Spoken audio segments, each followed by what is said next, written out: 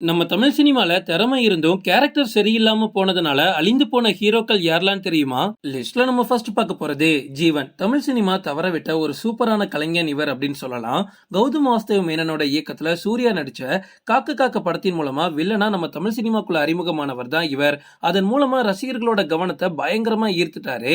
இவரோட நடிப்புல வெளியான திருட்டு பயலை படம் எக்கச்சக்க வரவேற்பு வாங்கி டாப் கிளாஸ் ஆயிட்டாரு. அதுக்கப்புறமா நான் அவன் இல்லை படம் ஞாபகம் இருக்குல்ல, அப்பா ஜீவன் ஒரு பீக் ஆக்டர் அப்படின்றதுக்கு அந்த ஒரு படம் போதும். சோ இப்படி படிப்படியா வளர்ந்துட்டு இருந்த இந்த ஜீவன் ஒரு கட்டத்துல நம்ம தமிழ் சினிமா விட்டே விலகி போறாரு. அதுக்கு மிக முக்கிய காரணமே இவரோட குடிப்பழக்கம் தான். அதன் காரணமா கெரியரை சுத்தமா கவனிக்காம ஃபுல் அண்ட் ஃபுல்லா பார்ட்டி அட்டென்ட் பண்றது, அங்க போய் சண்டை போடுறது அப்படின்னு ஜீவனோட கெரியரே அழிஞ்சு போச்சு. லிஸ்ட்ல நம்ம அடுத்து பார்க்க போறது விமல். நடிகர் விமலோட களவாணி படம் ரிலீஸ் ஆகும்போது அது அவருக்கு தமிழ்ல முதல் படம். ஆனா முதல் படம் மாதிரியே இல்லாம மனுஷன் நடிப்புல சும்மா தாறுமாறு பண்ணிட்டாரு. அந்த படத்தின் மூலமா தமிழ் சினிமா ரசிகர்கள் மத்தியில விமலுக்கு ஒரு நல்ல வரவேற்பு கிடைச்சிச்சு. தொடர்ந்து நல்ல நல்ல படங்களை நடிச்சிட்டு இருந்த விமல் ஒரு கட்டத்துல குடிப்பழக்கத்துக்கு அடிமையாகி சுத்தமா சினிமா கெரியரே தவற விட்டாரு. ஒரு கட்டத்துல விமல்னு ஒரு ஆக்டர் இருந்ததை மொத்தமா எல்லாருமே மறந்துட்டாங்க. ஆனா அவரோட வாகை சுடவா படத்தை பாருங்க, எப்பேற்பட்ட படம். அப்படிப்பட்ட ஒரு படத்துல நடிச்சுக்கிட்டு அதுக்கப்புறமா விமல் ஆள் அட்ரஸே இல்லாம போனாரு ஒரு காலத்துல.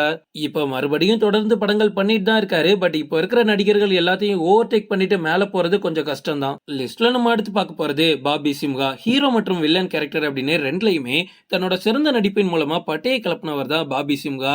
ஜிகர்தண்டா படத்தின் மூலமா ஒரு நல்ல ரீச் இவருக்கு கிடைச்சிச்சு. அந்த அளவுக்கு திறமையான நடிப்பை அந்த படத்துல வெளிக்காட்டி இருப்பாரு. பட் அதே அளவுக்கு இவருக்கு ஈகோவும் கொஞ்சம் அதிகமா இருக்கும். அதனாலேயே ஷூட்டிங் ஸ்பாட்ல பாபி சிம்ஹா கொஞ்சம் ஓவரா போவாராம். இதனாலேயே நிறைய டைரக்டர்ஸ் அவங்களோட படத்துல எடுக்கிறதுக்கு ரெடியா இல்ல. ஒருவேளை வந்த வாய்ப்புகள் எல்லாத்தையும் சரியா பயன்படுத்தி இருந்தார் அப்படின்னா விஜய் சேதுபதிக்கு போட்டியா இன்னைக்கு களத்துல இருந்திருக்கலாம். லிஸ்ட்ல நம்ம அடுத்து பார்க்க போறது ஆரி. தமிழ் சினிமாவில் ஒரு கட்டத்துல ஒரு மிகப்பெரிய ஹீரோவா ஆரி மாற போறாரு அப்படின்லாம் நிறைய பேர் பேசிட்டு இருந்தாங்க. சின்ன திரையை விரும்பி பார்க்குற எல்லாருமே ஆரியோட ஃபேனா ஒரு டைம்ல கண்டிப்பா இருந்திருப்பாங்க. நெடுஞ்சாலை மற்றும் மாயா மாதிரியான படங்கள்ல தன்னோட சிறந்த நடிப்பை வெளிக்காட்டியிருப்பாரு. பிக் பாஸ் போயிட்டு வந்ததுக்கு அப்புறமா ரசிகர்கள் கூட்டமும் இவருக்கு ரொம்ப அதிகமாயிட்டே இருந்துச்சு.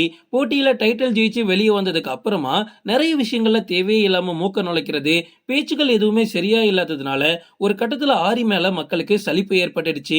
இல்ல அப்படின்னா இன்னும் கொஞ்சம் வளர்ந்து வந்திருக்கலாம். லிஸ்ட்ல நம்ம அடுத்து பார்க்க போறது துருவ் விக்ரம். நடிகர் சியான் விக்ரம் எப்படியாவது தன்னோட மகன் துருவ தமிழ் சினிமாவோட டாப் ஸ்டாரா மாத்தணும் அப்படின்னு எப்படியோ முயற்சிகள் பண்ணி அவரை எப்படியோ உள்ள கொண்டு வந்து நல்ல நல்ல படங்கள்ல கமிட் ஆக வச்சாரு. ஆனா சியான் விக்ரம் அளவுக்கு துருவ் விக்ரம் சினிமாவுல அக்கறை காட்டுற மாதிரியே தெரியல. மொத்தமா வாய்ப்பு தேடுற முயற்சியை கைவிட்டுட்டார் அப்படின்னு சொல்லலாம். இப்போ துருவ் விக்ரமுக்கு பெருசா எந்த ஒரு படமும் கையில இல்ல.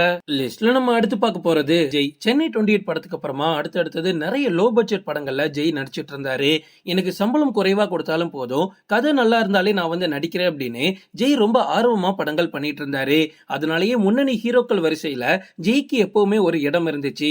ஆனா அதுக்கப்புறமா நடிகைகள் கூட காதல் சர்ச்சை, குடிப்பழக்கம், பார்ட்டியில அட்டன் பண்றது, அங்க போய் சண்டை சச்சரவு அப்படின்னு கிடைத்த எல்லா வாய்ப்புகளையும் அவரே கெடுத்துக்கிட்டாரு.